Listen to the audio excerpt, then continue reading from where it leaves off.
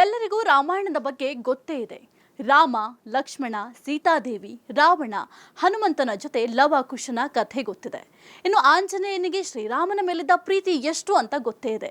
ನಾನು ಯಾಕೆ ಈ ಸ್ಟೋರಿ ಹೇಳ್ತಿದ್ದೀನಿ ಅನ್ಕೊಂತಿದ್ದೀರಾ ಅಲ್ವಾ? ಹೇಳ್ತೀನಿ ಕೇಳಿ.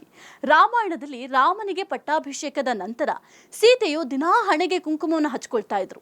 ಅದನ್ನ ಕಂಡ ಹನುಮಂತ ಸೀತೆಯ ಬಳಿ ಹೋಗಿ, ನೀವು ಯಾಕೆ ದಿನ ಹಣೆಗೆ ಕುಂಕುಮ ಹಚ್ಕೋತಿದ್ದೀರಾ ಅಂತ ಕೇಳಿದಾಗ ಸೀತೆ ಹನುಮಂತನಿಗೆ ಹೇಳಿದ್ರಂತೆ, ನಾನು ಕುಂಕುಮ ಹಚ್ಚೋದ್ರಿಂದ ಶ್ರೀರಾಮನ ಆಯಸ್ಸು ಜಾಸ್ತಿಯಾಗಿ ಸದಾ ನನ್ನ ಜೊತೆ ಇರ್ತಾರೆ ಅಂತ ಹೇಳಿದಾಗ ಅದನ್ನ ಕೇಳಿದ ಹನುಮಂತ, ಸೀತಾಮಾತೆ ಹಿಡುವ ಒಂದು ಚುಕ್ಕೆಯಿಂದ ರಾಮನ ಆಯಸ್ಸು ಜಾಸ್ತಿಯಾಗಿ ನಿಮ್ಮ ಜೊತೆ ಇರ್ತಾರೆ ಅಂದ್ರೆ ಇನ್ನು ನನ್ನ ಇಡೀ ದೇಹಕ್ಕೆ ಸಿಂಧೂರವನ್ನು ಹಚ್ಕೊಂಡ್ರೆ ಇನ್ನು ರಾಮನ ಆಯಸ್ಸು ಜಾಸ್ತಿಯಾಗಿ ಯಾವಾಗಲೂ ನನ್ನ ಜೊತೆ ಇರಬೇಕೆಂಬ ಆಸೆಯಿಂದ ತನ್ನ ಸೇವಕರಿಂದ ಬಂಡಿಯಷ್ಟು ಕುಂಕುಮ ತರಿಸ್ಕೊಂಡು ತನ್ನ ಇಡೀ ದೇಹವನ್ನ ಕುಂಕುಮದಲ್ಲಿ ಮುಳುಗಿಸ್ಕೊಂಡು ಶ್ರೀರಾಮನ ಬಳಿ ಹೋಗ್ತಾರೆ.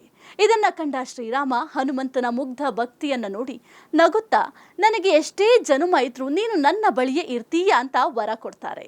ಇದರಿಂದ ತಿಳಿಯುತ್ತೆ ರಾಮನೆಲ್ಲೋ ಹನುಮನು ಅಲ್ಲೇ ಅಂತ.